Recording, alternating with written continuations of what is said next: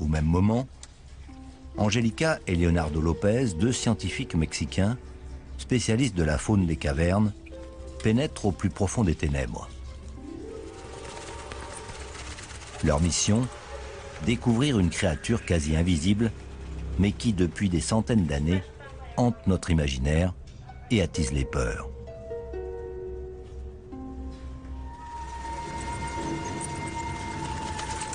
Les chauves-souris vampires se réfugient dans les endroits très sombres. Pour repérer leur proie, elles se servent de capteurs infrarouges, à l'instar de certains reptiles. À l'entrée de cette crypte naturelle, Leonardo et Angélica utilisent aussi des lampes à faisceaux rouges pour approcher les vampires sans donner l'alerte. Sur l'écran de la caméra, les scientifiques repèrent les vampires et réalisent un comptage précis de la colonie tout en restant très vigilants.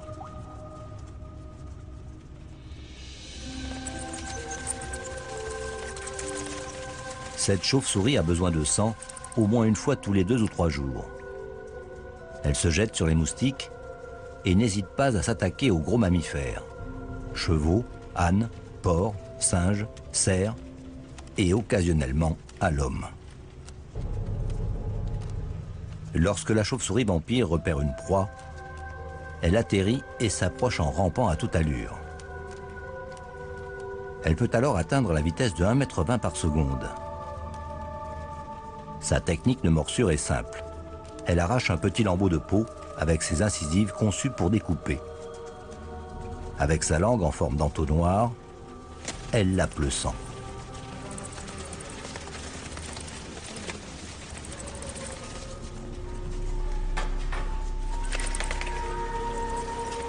La salive contient une substance anticoagulante, la draculine, qui empêche la cicatrisation de la plaie. Le Desmodus peut ainsi vampiriser le même animal des nuits durant.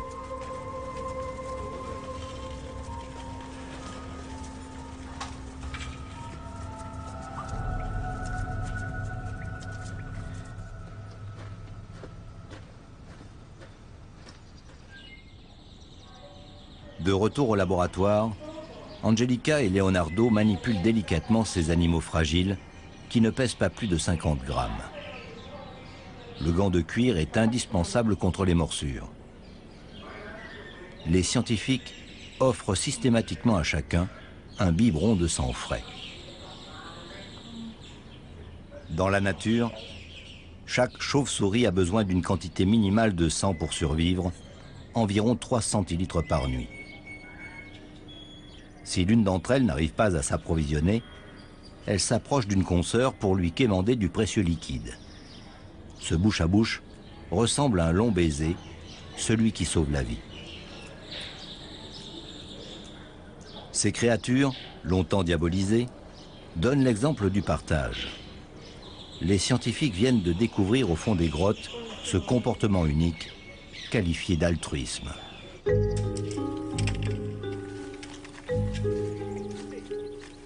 Partout, la forêt recule.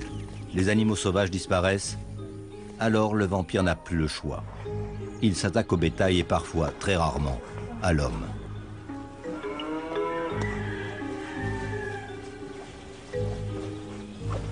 Cette espèce peut transmettre la rage qui décime régulièrement les troupeaux. Angelina et Leonardo contrôlent régulièrement les étables proches des grottes à la recherche des bêtes vampirisées et parfois contaminées.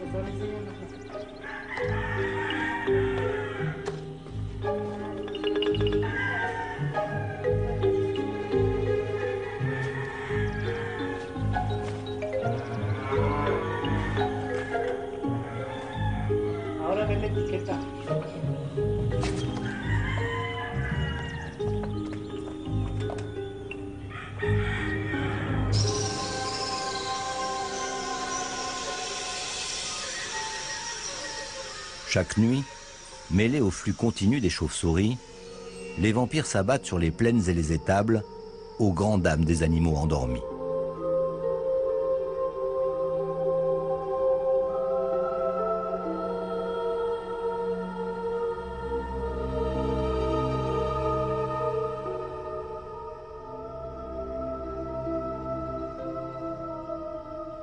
Maître des ténèbres, le chiroptère assoiffé de sang entre en scène.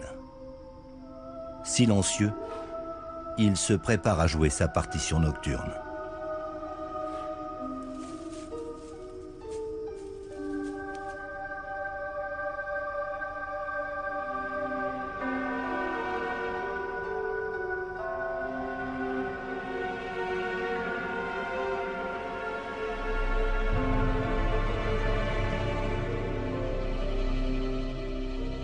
Le petit vient se nourrir aux dépens du plus grand, par effraction dans une sorte de messe noire avec la pleine lune pour seul témoin.